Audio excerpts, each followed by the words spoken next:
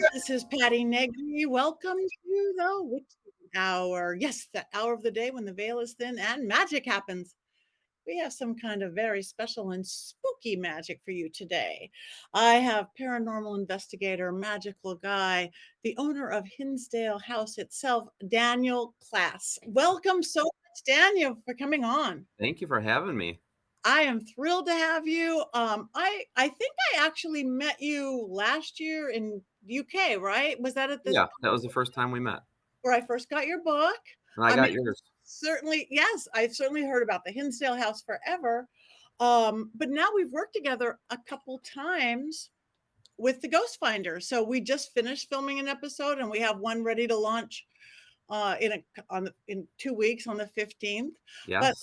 let's forever, I know, and again, you're just so amazing to work with, what you have, what you do, what you bring out. But for everybody who's going, oh, tell us about him and who it's so how did this come about? I mean, a lot of you are one of the prolific, well-known, seasoned paranormal investigators, but not that many paranormal investigators actually own a super haunted house. How did that come about? I mean, it came about when I was going there with my group. In Western New York, we have a team called the Greater Western New York Paranormal Society. Just going into any location, like we go in with the Ghost Finders, and we were documenting what we were doing. I didn't know anything about this location when I first went there, which was very unlike me. I'm very big on history and understanding, but I was told by my co-founder he'll let me know when we get there. Come to find out, I drove up to this house in the middle of the winter. It was freezing out. There was only heat in one room. It was like going into like a horror movie kind of in a way, because there's nothing around this place. And then I sat down in the living room, and he had me watch the episode of A Haunting. It's called A Dark Forest. And come to find out that I'm sitting in a house that had a failed exorcism, structural exorcism in the 1970s. Families were affected. Families lived there and moved out. But poltergeist activity, I mean, everything that you can think of was happening at this location, and they've documented in these books that were written by the owner, Clara Dandy. And, I just drew a liking to the location. It was in disrepair. It was going to be torn down, and I kind of stepped in and talked to the bank and let them know my interest in renovating it and trying to fix it up to save it so we could research it more. Because to me, it felt like there were spirits and energy there that wasn't being heard, and they needed their voice heard. And by tearing it down, that would be hard to investigate and try to get the answers. And my biggest thing right now is trying to get answers to Clara, because she's still alive. The family that had the failed exorcism in the 1970s. She's had a tragic death of two of her children since then, and she believes that the house has a part of it. So I want to be able to give her some answers and some peace of mind. And all the research and things that we've been doing since I've owned it have really opened up a lot of doors to giving her some insight as well. And all the paranormal people that come in and investigate, the shows, the YouTube, they all play a part in what we're doing there. So it's really cool. That is amazing, and that she's still alive. Have you given her some information yet that has helped We her have. understand? We actually, for season 4 of Death Walker, we filmed a 2-part episode there, and we uncovered some really amazing stuff. The season premiere for Death Walker will be coming out on October 14th, and it's going to be in Niagara Falls, New York, at the Rapids Theater. But we've been able to record her telling her the information that we uncovered to try to give her a little bit of peace of mind with some of the information from there. So it's really cool. Wow. So what is the story of the house for anybody who doesn't know? It was Clara's house at the time, and the failed exorcism was on the house or on a person? It was on the house. They felt like the house had a mind of its own. They were seeing apparitions, shadow figures, the typical woman in white that you would see that they've captured dancing around the pond. They were capturing creatures that they didn't even understand or know what they were. They were hearing chanting coming from the forest. There was UFOs involved, and all kind of bundled up into one big horror story for this family. You know, they were getting scratched. They were having items thrown at them. The stove was being turned on. So it was a point where they got the priest involved from St. Bonaventure University, and he actually got the okay to do a structural exorcism. Now, this is before any like the movies came out, The Exorcist, anything like that. So this was all very taboo. This is 1974. So yeah, and it didn't work. They had a film crew there from New York City. They had a microphone phone outside the house. When they started performing the exorcism, they said the whole house shook, and then they heard the house. It sounded like the house was screaming, and then it just came back full force. To me, that says that obviously a Catholic exorcism rite probably wasn't the right approach, and there's really different levels of this location, which is why I brought in like our coworker Megan. I Mhm. brought in Buddhist monks. I brought in Native American shamans. I brought in all different types of healing levels from different belief systems to try to see if we can heal the land and the property and try to get answers as to what happened there. I think that's brilliant. And yes, because not all ghosts or demons or whatever are Catholic or are Right. this or so that's brilliant of you. So now it really is kind of a research center, right? That's what you're Yeah. in. That's all we use it for. I've gone around the world talking about the location. It's been on national TV, and we've had people come from 7 different countries investigating the location, helping us out. We log all the information from the teams that are there, and we're putting that all into a book as well, just so when teams come there, they have all the information at their fingertips. Even to the point where something happened here at this spot, something happened here at this spot, and we're going to give people the locations where they've captured EVP, shadow figures, ghostly like all the locations on the property and in the house where the hot spots are, and things that are happening, times that they're happening. We've been logging information since 2015, and it's gonna be really cool when the book's done. That's amazing. So have you got some answers? Like, is something tragic that had happened there? Is it from the land up? Are you starting to get some Yeah, answers? we're starting to get some answers. So the pond was built prior to the Dandy family moving in 1969, and on the right side of the pond there was all the dirt from the pond just piled over there. It was turning into like a swampland, and that's not how it was originally. So we kind of started doing the irrigation from the aquifer, which was filling all the place with water, and we shuffled that over to the pond like it normally would have been, and started pushing all the dirt out. And when we started doing that, we found a foundation of an old building. And I said, "Stop, stop, stop!" Because I see this stone tool or a stone, hand done stone layered up on like it looks like a wall, like the stone, like the Chinese wall. And I'm like, "There's a foundation here." So, and we just started doing the excavation with a group. Where they're carefully taking the dirt out, and we've found a subfloor, steps going down into the dirt. We're getting hits for different types of metals, and we found some old pieces to the barn. So, in any map that we have dating back to the 1700s, we do not have a building where this is, where we found this foundation. So, I'm thinking that there's going to be some type of answers maybe there that Wow, will allow us to maybe, I don't know. I mean, it's got to be like pre 1700s. that's Really, really amazing. cool. So now are you finding, because I know even renovating, when I renovated my 1920s house, things got active. And if you're digging out onto the land, are you noticing more activity at the house itself yet or in land? I mean, since we've been doing it, the teams have experienced a high frequented amount of paranormal activity in the house and on the land. What they've been jotting, I haven't had a person say I've had a quiet night in a long time that have been there. So, and teams are coming almost every day. It's Wow, it's it's crazy how busy we were this summer with teams coming in and having to update the teams, anything new that we found out, and it's just it's really cool to see. It's like we have a big giant team working together with this place. that's With- with- awesome. And Yeah, that's great. It brings the paranormal community together, not us versus them versus this. I think that's right. great. You could be the big come together guy. Yeah, and we had a wedding there this past, so Wow. it's like bringing life back into the property. And I have scheduled for a wedding next year in August, and it's really cool because we put a nice deck out onto the pond. Jessica, our photographer for Ghost Finders, her husband AJ, he came there and worked for a whole weekend and built this amazing deck on the pond for the house, and it looks great. Oh, that's beautiful. So where exactly is Hinsdale House for everybody going, I want to go there? Yeah, so it's the closest airport is Buffalo, New York, and it's about an hour and a half south of Buffalo. It's right on the border of Bradford, Pennsylvania, and Olean is the biggest town close to the house. Wow. Olean, New York, home of Okay. St. Bonaventure. Okay, that is good. So how again, and I can't believe I have not been there yet, but I I mean, know. I know, it's crazy. All the places I go, I'm saving it for special. So how did you even get into, again, how did you get into the paranormal? Again, because we're an odd lot. Yeah, yeah. So I grew up in a suspected haunted house.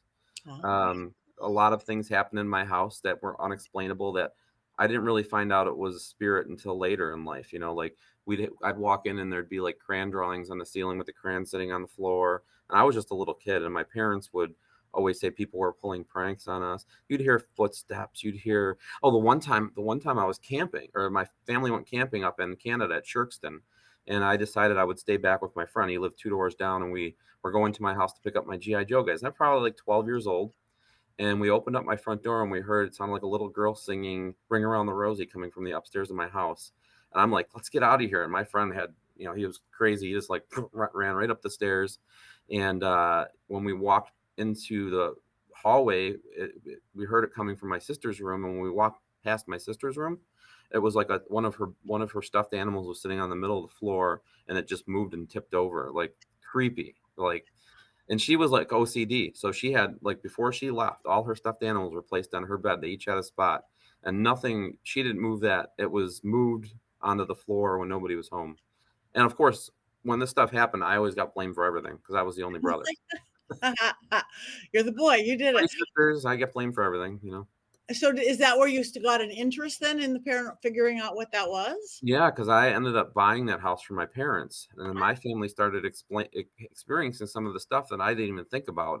Ended up going to Lilydale, speaking to a psychic there, which I didn't know what I thought about psychics at that point. But when I sat down with her, I didn't even give her any money yet. Like, I just sat down with her and she was like, "You have two children spirits living in your house, and they're attached to something that's original to them that they love, and you need to find that item." And I'm like, okay. So, like, I'm with my dad. I'm like, where is something original, in this house, and who are these two kids? It made sense that they were kids. They were playing with toys. They were goofing around. It was nothing ever malicious. And finally, I went up into the attic of the house, and there was like a little, those little squares in the, Yeah. and popped that thing open and went up there. I'd never been up there before, and I put the flashlight around, and there were these boards over on the wall, and I tiptoed over there, and when I turned the boards around, they were paintings, and there were a little boy and a little girl playing with a dog. And it was like a whole series of paintings. And I said, "You can go to the light. We found the items that you're attached to," and it felt like it's just like a heaviness lifting off of the shoulders. Like, I feel like they're part of my family at this point, like it's, but I feel like even with more research that I did, I found out that there was a little boy and a little girl that lived there that died of cystic fibrosis. Looking on old microfiche from the library, we were able to actually get their names and everything. So it was kind of like the first Scooby Doo episode of my life. And then after that, I had a vast interest in learning more, and I just started becoming a sponge and doing the events in Salem and going to Gettysburg and any place that was haunted, and just learning from the investigators that were there. And I remember going to New Jersey and walking in the ghost hunter store and talking to Dave Giuliano, and what a nice guy. And he just gave you information, and you just absorb, and we all do that now, like, we all just learn from each other and continue to learn, and that's what's fun about it. And it's interesting. I love history. I love when we find something that's really cool and it's unexplainable, and it just gives you goosebumps thinking about, like, maybe we just help solve something or help somebody out. It's like a rush. So that's what I enjoy doing. I agree. That is. And you are a historian on this stuff too. So I also know from working with you, you too are very, very intuitive. You kind of know where to go. You have all this beautiful equipment, you have cameras and all that stuff, but you too are very, very intuitive. Have you always realized that, or is that something that developed with doing this? It kind of developed with doing it. The more you do it, the more intuitive you become. And I also worked with a amazing psychic. Her name's Bernice Golden. I love her to death. She passed away a few years ago, but she worked with Barbara Bush at the White House. She had a radio show called The Golden Hour, and I listened to her when I was a kid.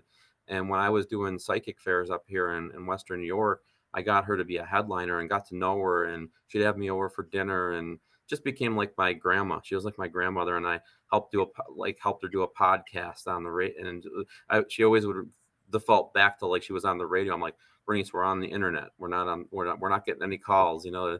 And it was a great time and a great ending to her life. And I feel like she's with me. She's a guide for me, and she's wanted to go to the Hinsdale house. She told me so many things that have come true in my life that I just can't it's unbelievable. Like her predictions that she had for me when I first started talking to her. I'm like, no, come on, you know, like, and it's they're still coming true, you know, things that she said. So I would have never thought I'd be where I am today, and I think I owe a lot of it to her advice. You know, just knowing that I can do it and just put forth the effort. So I would bet you that she is with you still and one of your guides. I'm just feeling that really strongly. So, Oh, um, I know she is. Like I had my spirit box on at the Hinsdale house the one time, and she came through. She had now on the air she was a sweet old lady, but off the air she had a potty mouth, and she'd probably gonna scratch me or something, you know, like for saying this, but for giving her secrets away. But she had a potty mouth, and she would always swear, and it was funny just to hear an old lady swearing and stuff. But she came through on my spirit box, and her husband was listening to me while I was doing a live from my Facebook page, and he sent me a message after, and he goes, "Holy crap, that was Bernice." I go, "I know, like we were there trying to investigate the house, and there she was coming through, just letting me know that she was there." And you know, she was calling me baby and all the things that she would say when we were together, you know. And after that, I just knew she was with me. It's like she gave me this before she died. She put a piece of rose quartz in my hand, a big piece of rose mm, quartz, and that was her favorite. And I keep that with me wherever I go. that's beautiful. Oh, thank you for that. So what is next for the house? Do you have big plans for what you're going to, again, people can go, you could actually rent it, right? You can go do it and do investigations and do research. Yeah, I Uh, mean, we have tours for anybody. We have daytime tours if you don't want to come at night, evening tours, and we also have where teams can come and rent the location out and do their own investigation overnight for any amount of days that they want to do it. So just go to the website and check that out. The big plans that we have next are building a museum on the property. We, you know, there's little things that come up here and there, and we have the excavation going on, and but the next big thing is the museum. So we're going to be building like an old cabin type setting, and a base camp for teams, so they don't have to be in the house. We're going to have closed circuit cameras with the cameras that are in the house broadcasting live to the base camp. You know, I'm just making it like all the fun things as a paranormal investigator that I would think that I would want on an investigation. I'm going to make happen there. So oh, when the teams come in, it's going to be fun for that's them. beautiful. So you're kind of setting it up like if they were on a TV show where here's the base Exactly. camp, here's this. So what a great experience for people who don't get to experience that. Exactly. And then if somebody doesn't want to sleep in the house, they can sleep in the cabin. How many people come in? What level of fear do most people have getting there? I mean, there are people that are freaked out. You know, there's people that have, you know, get scared at the littlest thing. You know, they come there because they want to experience something. Then when it happens, they're out sitting in the car because they're like freaked out. You know, like so. I mean, I mean, all different levels of expertise coming in there, and I've even had schools. It's really cool in the Western New York area. A lot of the like high schools are now having like paranormal clubs, Wow, and we can that's pretty actually go into the schools and talk to the kids about paranormal equipment, investigating how to do it right. It's important because these kids nowadays they watch some of the stuff on YouTube and think they can just break into locations and you know, do things the right way and teach them the right way. right. So yeah, and you are quite a speaker and a teacher. I think you do more paracons than I do by far. So yeah, people do have to learn because especially, TV's gotten better and better and better how it represents what we do, but there's still YouTube and all these Yeah, other things out there that haven't quite caught up perhaps.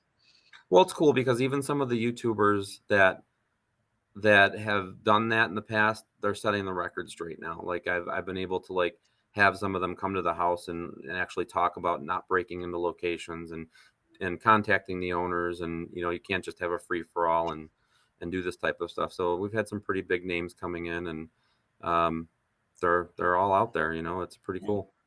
I think the guys I work with, have they been, I think they have Elton and Corey, the overnight crew, the old TFIL overnight crew. Yeah, yeah, they were just there like last month.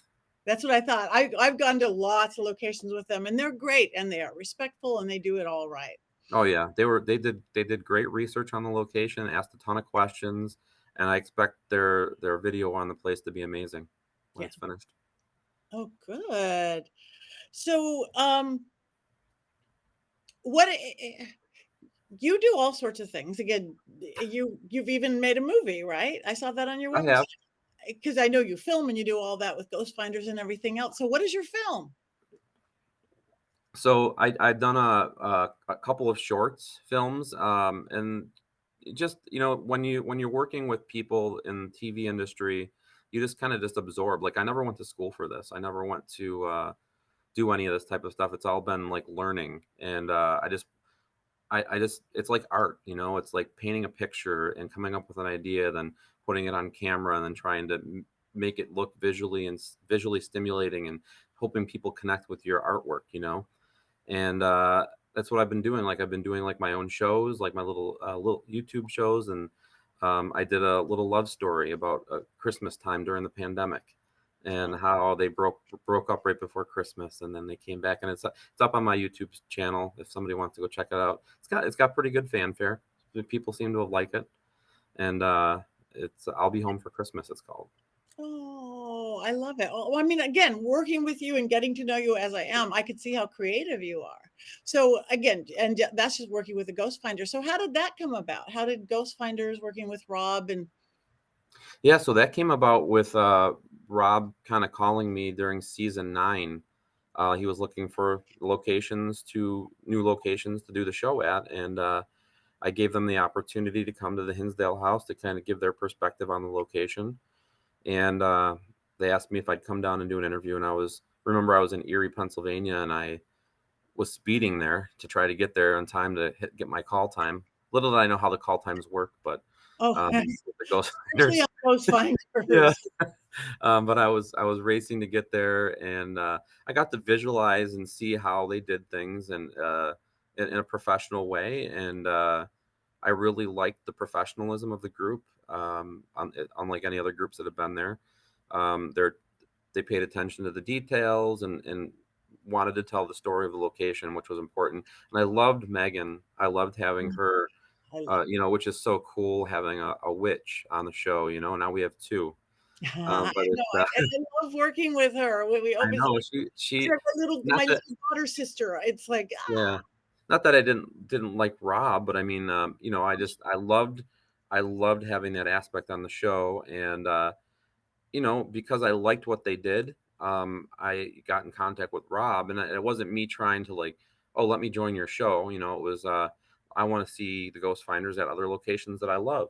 So I started giving him new locations to film at for the group, and eventually, when they were filming at the Virgin House, and he asked me if I'd come be a guest investigator on the show, and I did. And then there was an opening on the show, and he asked me if I would join permanently. And took a lot of thought, because it's hard to be tied down to a group, but the way that the Ghost Finders film, it's not like I'm dedicated to a month and a half of filming or something like that. I can go for 4 or 5 days, film an episode, and then take a break. yeah. So it works out for my schedule, and um, it's fun. All the people there are professional. It's like a little family, and it's great. It's a great experience. So I've been with them since season 10, and moving forward, hopefully. And season 12 is just getting ready to drop now, Yep. September 15th on Paraflix, my Paraflix. Yes, yes. But it is like a family. Again, I work with YouTubers, I work with Ghost Adventures, I work with all these different people. I remember, and Rob always comments, and I always said the first time I worked with you guys, it's like, there's so much love here. This really is a family. And I stepped in into and feel like this. So And it's amazing. It's amazing how the approach that they take to the production. I can't imagine it's easy, like the way that they present themselves, the way that they film. Yes, things take a little bit longer when we're on set, but I mean, we have the best food, we have the best hotels, we have, you feel like a rock star for a weekend going to film an internet show, so television show. So I mean, it's fun, and I enjoy doing it, and I'll keep doing it until I don't enjoy it anymore. It's something that I really enjoy. exactly, me too. And yeah, you do eat really good because they bring in these amazing caterers or these amazing. It's like, Okay, let's go. Okay, so going back to paranormal investigation, what is, whether at the Hinsdale House or somewhere else, either your spookiest or most unexplainable or best thing you've ever got to experience yourself? I always, when I get asked this question, I always default back to this theater. It was where we held the Death Walker premiere last year. That was called the Riviera Theater, and it's in my hometown. And it was cool because I got to actually go in that theater to investigate with my team, and we had the whole place to ourselves in the middle of the night. We're going over some of the stories. If anybody's interested in seeing this theater out, you go to my YouTube page, look for Behind the Shadows. It's my YouTube show that I do, and there's a one called the Riviera Theater that you can watch to get some more of the history and some of the pictures and whatnot. But I went up into the mezzanine and the balcony as the rest of the team was on the stage. You know how sometimes you just want to have that personal experience, right? You just want to, you go alone and you sit down and you just wait for something to happen. And that's basically what I did. I went up into the mezzanine. I was sitting on the baby grand piano on the chair, set up a laser grid, set up a camera, and I captured this shadow coming out of the wall. There was another organ over there, and it just grew and grew and grew. And then it was coming towards me. And it was the laser beams, right? So you've seen that, Mhm. and you would think that these laser beams would go right through it. It wasn't penetrating this thing. It was like a black on the wall. So to me, it was in my mind. I'm like, is this a solid? Is this what the? And I was shaking. I was so scared. I took a deep breath. I stopped breathing. This thing just glided right in front of me, and then it went into the projection room. And Wow. I gathered my thoughts and I got up and I ran out of that theater like a scaredy cat. This is kind of at the beginning when I first started doing this, but I think now I'd probably start asking questions to it, maybe trying to get some answers. But the key thing with this is my photographer. He ran outside and said, "What's the matter?" And I said, "Go plaster this balcony with pictures." He caught it on not only did we catch it on the camera, he caught it with his own film, and it just looks like a creepy old man just looking down on us. And it was really compelling, just such a compelling story that I experienced personally that we were actually able to document on camera and catch a picture of it. And it was probably one of the most spookiest things that I've ever experienced. Oh, how fun. Well, Yeah. in my experience, theaters are some of the most haunted places. Oh yeah. Completely. Again, the energy of the people, whether they were on stage or running it or this or that, yeah, projection rooms, even in theaters, whether I'm at the American Legion Hall or Yeah. on Brigades, it's funny that it is. Yeah. Well, I did. There was definitely some documented deaths that happened there of a young woman that was an actress where a sandbag accidentally fell and hit her in the head, and then of a man that was working on the roof falling off the roof. And there's other energies there as well that we've captured. Looks like some patrons sitting in a seat. Also, like what do you call those? The candy stripers or whatever that would walk people down to their seats. Oh, yeah. Yeah, Yeah. Ushers. ushers. Yeah, yeah. So Oh, that's cool. So really is cool. that where you're going to do it again this time? No, we actually picked another haunted theater in Niagara Falls. It's called the Rapids Theater, and that one has a lot of mob stories. It'll also be featured on season 4 of Deathwalker. So we actually filmed there, and then we decided to have um, the show there, the premiere there as well. That is amazing. I would love to be there. So, okay, before we go, I know now everybody is intrigued. So tell everybody what you have coming up, where they can find you, your YouTube, your website, your social media, so they can all be new Daniel Klaes fans too, Yeah. if they're not. So the easiest way to find me is my website, danielklaes.com. All the links to everything that I'm doing are going to be on that site. We do run the Hinsdale House as a fundraiser, so like all the money that we get from the store that I have for the items that I sell in the haunted Hinsdale House store, and I call it the haunted store. We put all those proceeds to the house and renovating it, doing the lawn, painting, whatever we have to do. But if you look at pictures when I first bought it and you look at it now, you're gonna be like, it's not the same house. Wow.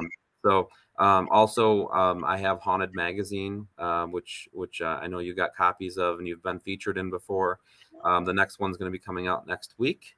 It's the most spookiest edition of the season, and that one's available on my website for pre-purchase, and all the proceeds from that also go to the Hinsdale House. So I kind of use that as a additional fundraiser for the house. So if people are interested in that awesome magazine, it's printed in England and it's shipped over, and I send it to everybody that wants it in the United States and Canada. It is a beautiful magazine, color, shiny, beautiful, all paranormal. I was honored when they featured me in it. And you have great merch, great shirts, great everything, great merch. I remember when we first met, because I'm a Barbie girl, I'm a collector, and I have a coven. You gave me this little bitty Barbie size K2 meter. Yep. One of my prized possessions. It's like Barbie has her own K2 meter. It's so cool. That, Yeah, I have a lot of unique stuff, and I design a lot of cool shirts, and I do drops probably a couple times a month of new shirts and new designs and sweatshirts, depending on the season. You know, we have lots of cool stuff available, and just go check it out. Yeah, I mean, it's really cool. You get autograph items on there. I have when I go to Paracons, I'll have like celebrities sign my magazines if they're in them, or things like that, and we sell those on there as well. yeah. Easy way to get some autograph merch. Yeah. So you guys check it out. Go to danielklaes.com, find him on social media, find him on YouTube, because you're going to love him like I do. So thank you. Thank you, Daniel. I hope I see you soon. I think I will Oh see yeah, you yeah, soon. And we again, will. everybody, September 15th, season 12. My first episode with you guys will drop on Paraflix. And then Exciting. I can't wait. places. Yes. So thank you for bringing your magic to the witching. Well, thank you for having me.